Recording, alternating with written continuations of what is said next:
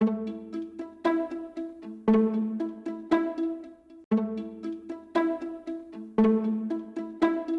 is the entrance to the Queens of the Heartland exhibit that profiles 30 African-American women who all had ties to Ohio.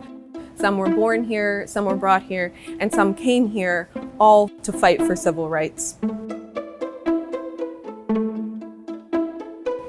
This exhibit is very much a story of sisterhood and solidarity, but there were also many African-American men who joined them in the fight throughout these movements. One example is here in this case, a letter written in 1901 to Fanny Coppin, who was one of the first African-American women to lead an Institute of Higher Learning. In 1901, her husband, who was an AME bishop, was in South Africa and she was in Philadelphia, so they corresponded through these love letters. She did join him later in 1902. This project was started in response to the centennial of women's suffrage. Unfortunately, African-American women have largely been written out of this history, but we wanted to show that they were actually crucial to the passage of the 19th Amendment and women's ability to vote in 1920. What we have here is a card that was sent to men and women in Columbus, reminding them to register to vote. Another point I would like to make is that although many of these women are not taught in standard education programs, many of them wrote their own autobiographies. So here we have Mary Church Terrell's autobiography, and she inscribed it to Wilberforce University, where she taught.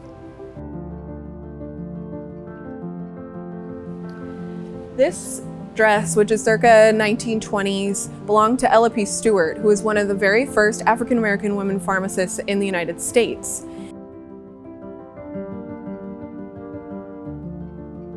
She owned a pharmacy in Toledo, Ohio, and one of the reasons we wanted to put this dress on display is to show how these women came into Ohio and took up space and built networks and supported each other.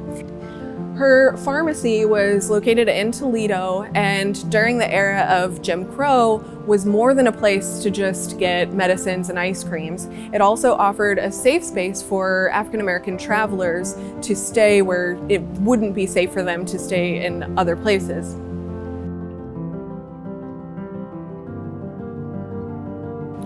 I'm here with artist Nichole Washington, who's responsible for bringing each of these women to life with her beautiful photo illustrations. Thank you, Hadley. So yeah, what I really wanted to do with the image is show the lasting and current impact that all of these women have on the world today. So when Hadley sent me her research, I was looking through it and certain words would pop out, and that would kind of inform the color and choice of line that I would use for each of the images, combined with my artistic voice. So I can show you one of my favorite illustrations here of Leontine Price, who is an amazing opera singer. When Leontine Price speaks, she just has so much charisma and energy and confidence. And when she sings, it's truly like watching fireworks. Another of my favorite illustrations is this image here of Marion Spencer. Marion was a civil rights leader, and among many other things, she fought against voter suppression. And I just thought it was really powerful that in this image, she's standing in front of this banner that says "Register to vote here," which is so relevant today because there are so many activists and leaders who are still fighting against voter suppression.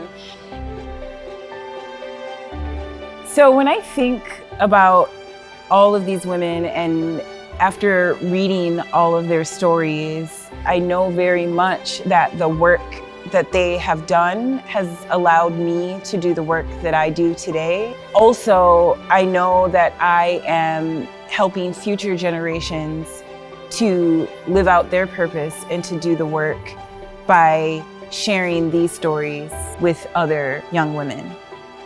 After spending time with the women in this exhibit, we encourage you to be a part of this exhibit, to honor the queens in your life on this chalkboard behind me and hashtag it NAMCC Selfie Queens. We also have a place where you can, as Nichole says, be the queen you were born to be, and stand in front of a selfie backdrop designed by Nichole, and again, use that hashtag.